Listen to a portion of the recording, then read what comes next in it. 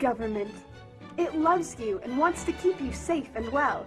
It even wants to make paying taxes, fines, and court costs easier for you. How? Well, you'll need to meet your straw man. He was born the same day you were. He looks like you, has the same name, and lives in your house, but you never knew he existed. You will have even paid his parking tickets or taxes. The worst part? He's been dead from day one. From every birth certificate, a legal personality, or legal fiction, is created with the same name to confuse little old you into thinking it's you. So, there is a human you and a paper you, or as it's commonly known, a straw man. So when it seems like government officials, court clerks, or the police are speaking English, they aren't. They're speaking legalese, designed to make you agree to verbal and written contracts without even knowing about it, all spun from Black's Law Dictionary. For example, when the police say, "Do you understand?" you'll say, "Yes." What they are really saying is, "Do you stand under our authority?" Oops-a-daisy, you just created a verbal contract with them. Oh, you clever government. Did you know that whenever you register something, you are handing over title to the person you register it with? That's right. Whenever you register something with the government, they assume it belongs to them. Registered your car? Super! Now you are the registered keeper of your vehicle, and the government can crush it when you don't pay your, straw man's taxes. Expecting a new bundle of joy? Well then, you need to register your little darling with a birth certificate. Then they can start the process all over again and create a new straw man for your little one. Isn't that great? So when Junior grows up, he'll be able to generate revenue just like you have. When you notify on your baby by signing the birth certificate, your child becomes a ward of state, and if the government doesn't like what you're doing, they'll assume it's okay to take the child away, or make new rules for things they don't like. Not enough school? Smacking your child? Shouting too loudly? Then it's off to social services for the little one. When you get a bill, it's sent to you, but belongs to your straw man, not you. That's why bills, fines, and summons start with Mr., Mrs., or Ms. Sometimes you'll see your surname in capitals, just like on a gravestone. That's because your straw man is dead, and just a silly piece of paper, created before you could comprehend or even consent to it. When you go to court, you represent your straw man, so you, the human, take on any costs, fees, taxes, and fines involved for the straw man. The human you doesn't even need to pay them. But you made a contract with the court by appearing on behalf of your legal personality or straw man, just like the government knew you would. Confused? Well, don't worry. The government doesn't want you to know anyway. If you knew, you'd stop paying things like council tax and parking tickets.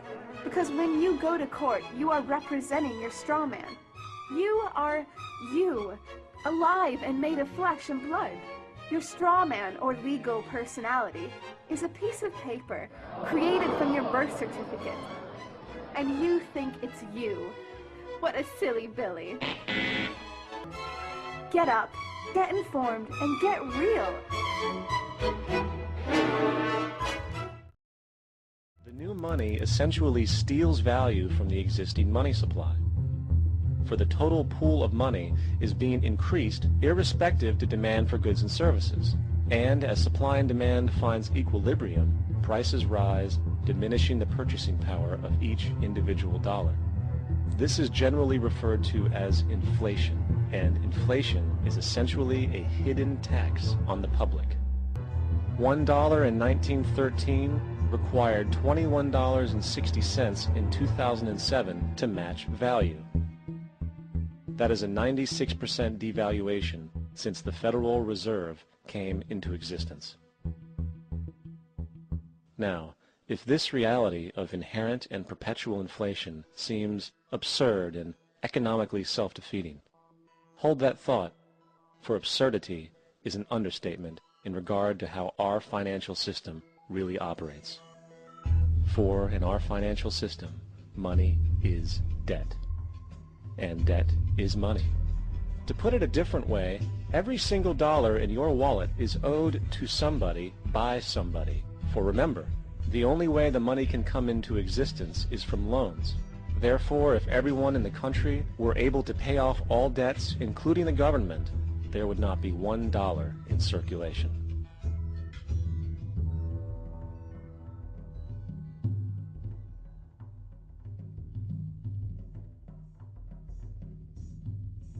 In fact, the last time in American history the national debt was completely paid off was in 1835 after President Andrew Jackson shut down the central bank that preceded the Federal Reserve. In fact, Jackson's entire political platform essentially revolved around his commitment to shut down the central bank, stating at one point, "The bold efforts the present bank has made to control the government are but premonitions of the fate that awaits the American people should they be deluded into a perpetuation of this institution or the establishment of another like it." Unfortunately, his message was short-lived, and the international bankers succeeded to install another central bank in 1913, the Federal Reserve. And as long as this institution exists, perpetual debt is guaranteed. Now, so far we have discussed the reality that money is created out of debt, through loans. These loans are based on a bank's reserves, and reserves are derived from deposits. And through this fractional reserve system, any one deposit can create 9 times its original value, in turn debasing the existing money supply, raising prices in society. And since all this money is created out of debt and circulated randomly through commerce, people become detached from their original debt, and a disequilibrium exists where people are forced to compete for labor in order to pull enough money out of the money supply to cover their costs of living. As dysfunctional and backwards as all of this might seem, there is still one thing we have omitted from this equation: the application of interest. When the government borrows money from the Fed, or when a person borrows money from a bank, it almost always has to be paid back with accrued interest. In other words, almost every single dollar that exists must be eventually returned to a bank with interest paid as well. But if all money is borrowed from the central bank and is expanded by commercial banks through loans, only what would be referred to as the principal is being created in the money supply. So then, where is the money to cover all of the interest that is charged? Nowhere. It doesn't exist. This is why inflation is a constant in the economy, for new money is always needed to help cover the perpetual deficit built into the system, caused by the need to pay the interest. What this also means is that mathematically, defaults and bankruptcy are literally built into the system, and there will always be poor pockets of society that get the short end of the stick. An analogy would be a game of musical chairs, for once the music stops, somebody is left out to dry. And that's the point. It invariably transfers true wealth from the individual to the banks. For if you are unable to pay for your mortgage, they will take your property. This is particularly enraging when you realize that not only is such a default inevitable due to the fractional reserve practice, but also because of the fact that the money that the bank loaned to you didn't even legally exist in the first place. In 1969, there was a Minnesota court case involving a man named Jerome Daley, who was challenging the foreclosure of his home by the bank which provided the loan to purchase it. His argument was that the mortgage contract required both parties, being he and the bank, each put up a legitimate form of property for the exchange. In legal language, this is called consideration.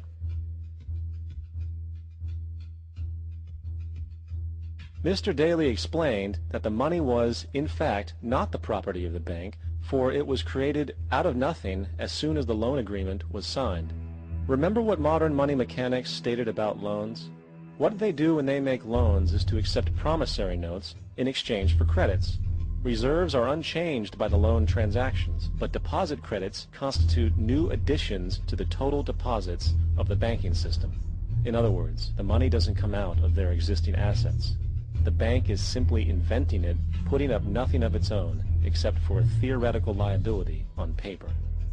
As the court case progressed, the bank's president, Mr. Morgan, took the stand, and in the judge's personal memorandum, he recalled that the plaintiff, bank's president, admitted that, in combination with the Federal Reserve Bank, did create the money and credit upon its books by bookkeeping entry. The money and credit first came into existence when they created it. Mr. Morgan admitted that no United States law or statute existed which gave him the right to do this. A lawful consideration must exist and be tendered to support the note. The jury found that there was no lawful consideration, and I agree. He also poetically added, "Only God can create something of value out of nothing." And upon this revelation, the court rejected the bank's claim for foreclosure, and Daly kept his home. The implications of this court decision are immense. For every time you borrow money from a bank, whether it is a mortgage loan or a credit card charge, the money given to you is not only counterfeit, it is an illegitimate form of consideration, and hence voids the contract to repay, for the bank never had the money as property to begin with. Unfortunately, such legal realizations are suppressed and ignored, and the game of perpetual wealth transfer and perpetual debt continues.